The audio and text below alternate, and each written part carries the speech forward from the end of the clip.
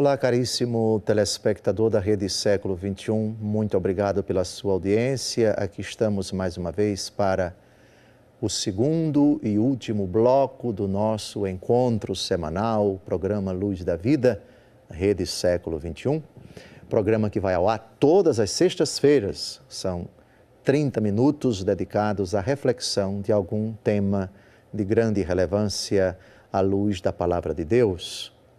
Estamos neste programa refletindo sobre a terceira obra de misericórdia espiritual, corrigir os que erram. O terceiro de uma série de 14 programas que vamos realizar, dedicados às 14 obras de misericórdia, 7 espirituais e 7 materiais.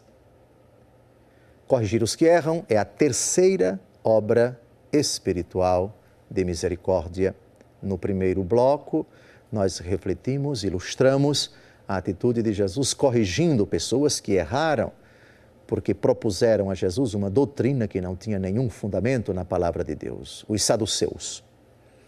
Agora, nós vamos, espelhados em nosso Senhor Jesus Cristo, aplicar esse critério, essa postura de Jesus de corrigir os que erram, concretamente na nossa convivência, no nosso dia a dia. Como é que nós devemos exercer, praticar esta obra de misericórdia? De novo, as palavras de Jesus. É Jesus quem diz concretamente como, quais os passos que nós devemos percorrer para corrigir as pessoas que erram. Tarefa melindrosa, tarefa nem sempre fácil. Corrigir os que erram, sobretudo quando esses têm um coração duro, é uma tarefa muito difícil. Quanto possível, ela deve ser praticada. Jesus não pede para nós coisas impossíveis. Há um ditado, um brocardo latino antigo que diz: as coisas impossíveis ninguém está obrigado. Mas se for possível, mesmo com uma certa dificuldade, porque é uma obra de misericórdia, precisa e deve ser praticada. O texto clássico encontra-se no capítulo 18 do Evangelho segundo Mateus, versículos de 15 a 17. Corrigir os que erram no âmbito do cristianismo, no seio da igreja, deve percorrer estes passos. Se teu irmão tiver pecado contra ti, vai e repreende-o entre ti e ele somente. Se te ouvir, terás ganho teu irmão. Se não te escutar, toma contigo uma ou duas pessoas, a fim de que toda a questão se resolva pela decisão de 2 ou 3 testemunhas. Se recusa a ouvi-los, dize-o à igreja. E se recusar ouvir também a igreja, seja ele para ti como um pagão e um publicano. Em sentido genérico, não apenas no âmbito da igreja, existe sim uma certa obrigação natural, vamos dizer assim, de corrigir as pessoas erradas. O professor que, indagando a um aluno uma determinada questão, ele responde equivocadamente, ele, de forma muito educada, corrige-o. O pai, com relação aos filhos, tem a obrigação natural de corrigir os filhos quando eles erram. Os superiores, com relação aos subordinados, o maior com relação ao menor e também vice-versa, por favor. Ali onde existir um erro, onde uma determinada pessoa que conhece aquilo que é certo, constata o erro, existe uma certa obrigação e, dependendo da circunstância, essa obrigação ela é devida, ela é imperiosa, ela é necessária e mais, se não for exercitada, pode se constituir até crime de omissão, delito de negligência. Todas essas situações são, por assim dizer, fora dos limites da igreja. Mas o texto que eu escolhi, Mateus capítulo 18, é paradigmático e se aplica ao âmbito apenas da igreja. E acho que esse âmbito é privilegiado para nós cristãos católicos. Se teu irmão pecar contra ti, irmão. Aqui, irmão, no contexto, porque o final do texto vai falar de igreja, é irmão no sentido de membro da mesma igreja, irmão pelo sacramento do batismo. Pecar contra ti, ou seja, a atitude dele feriu a mim, ofendeu a mim, prejudicou-me a mim. Vai e repreende-o entre ti e ele somente. Se te ouvir, terás ganho teu irmão. Foi contra mim, devo corrigi-lo a sós.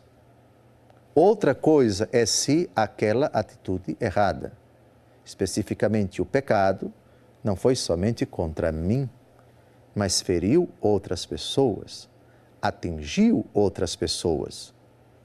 A correção poderá ser mais ou menos pública, dependendo da forma da manifestação, da divulgação, do grau de intensidade, do erro, do pecado e do prejuízo que ele causou não somente a mim, mas outras pessoas. Mas detenhamo-nos neste exemplo bem concreto. Se ele pecar contra ti, chama-o em particular para corrigi-lo. Se ele te ouvir, isso significa que eu tenho a obrigação de falar. Ordinariamente, a correção ocorre pelos lábios. E aqui, várias coisas devem ser observadas. Jesus corrigia os que erravam, sem feri-los, sem ofendê-los, na sua dignidade, atendo-se à conduta errada, às palavras erradas, ao comportamento errado. Corrigir os que erram. Nesse diálogo, a sós, a finalidade e a intenção é ganhar o irmão. Se ele te ouvir, terás ganho o teu irmão. Caso contrário, não se trata de obra de misericórdia, mas obra de brutalidade, mas obra de inimizade, mais litígio, discussão, arenga, agressão, vingança ou qualquer coisa parecida. Se o diálogo não é perpassado pelo respeito, pela sociabilidade, pela maturidade de pessoas equilibradas, bem educadas, ainda que o diálogo seja tenso, mas esse respeito mínimo, esse respeito básico deve existir.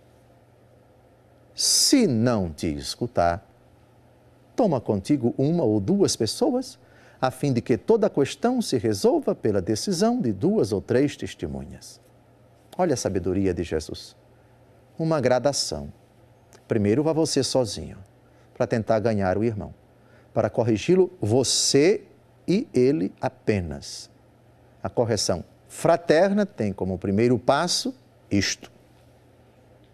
Se não der jeito, tente então, para resolver a questão, a decisão de 2 ou 3 testemunhas, o auxílio de pessoas, evidentemente o texto não diz, mas se deve supor, mas a razão exige que se interprete da seguinte maneira, que essas 2 ou 3 testemunhas sejam pessoas que gozem do prestígio das duas partes, do respeito, da admiração das duas partes, pessoas que possam ser escutadas pelas duas partes, para que a questão não venha a ser resolvida, dirimida pela instância superior, no caso, a igreja, e se nem a igreja ele escutar, uma medida extrema de correção fraterna.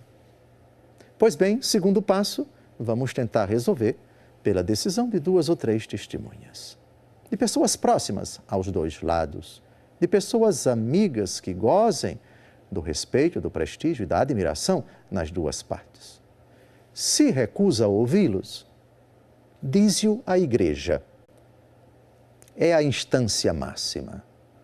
que na paróquia é o pároco, que na diocese é o bispo, que em âmbito universal é o Santo Padre, o Papa, ordinariamente, naquela congregação religiosa é a superiora ou o superior, enfim. E se recusar a ouvir também a igreja, seja ele para ti como um pagão e um publicano. Aqui, corrigir os que erram assume uma medida drástica, uma medida extrema. Jesus contempla essa medida extrema diante de situações bem concretas e de pessoas bem específicas. Jesus aqui é muito realista.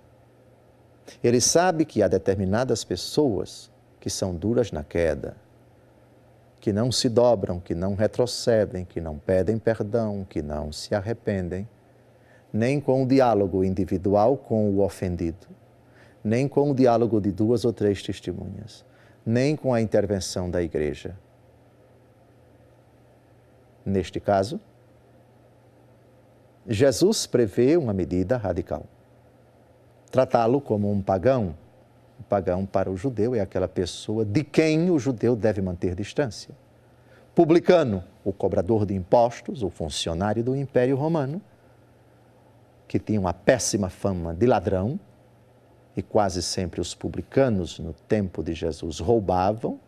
Levi, depois Mateus, Zaqueu, eram pessoas que exerciam essa profissão e por serem ladrões, os judeus queriam distância deles, eram tidos como pessoas amaldiçoadas a serem evitadas, seja para ti como um pagão ou como um publicano.